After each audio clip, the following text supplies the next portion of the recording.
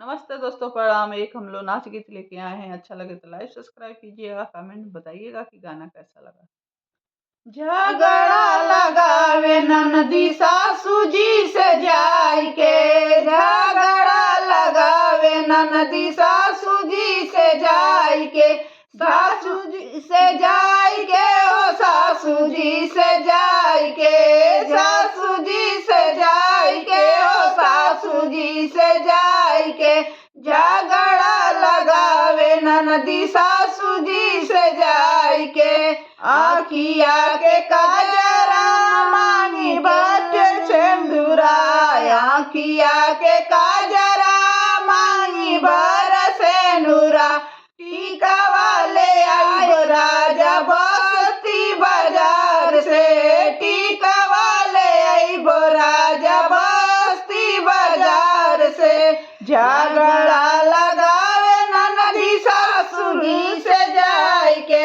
झगड़ा लगावे ननदी सासू जी से जाय के, सासू जी से जाय के, हो सासू जी से जाय के, झगड़ा लगावे ननदी सासू जी से जाय के। गले के हरवा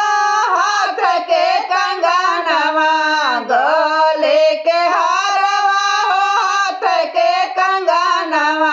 बाह बार चूड़िया लावे पाके बाजार से, बाह बार चूड़िया लावे पाके बाजार से, गले के हरवा हो हाथ के कंगनवा,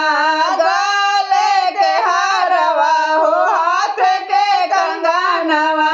बाह बार चूड़िया लावे पाके बाजार से, झगड़ा लगाइब ननदी सासू जी से जाय के, झगड़ा लगाइब ननदी सासू जी से जाय के। साड़िया ले आइब राजा लहंगा ले आइब, साड़िया ले आइब राजा लहंगा ले आइब,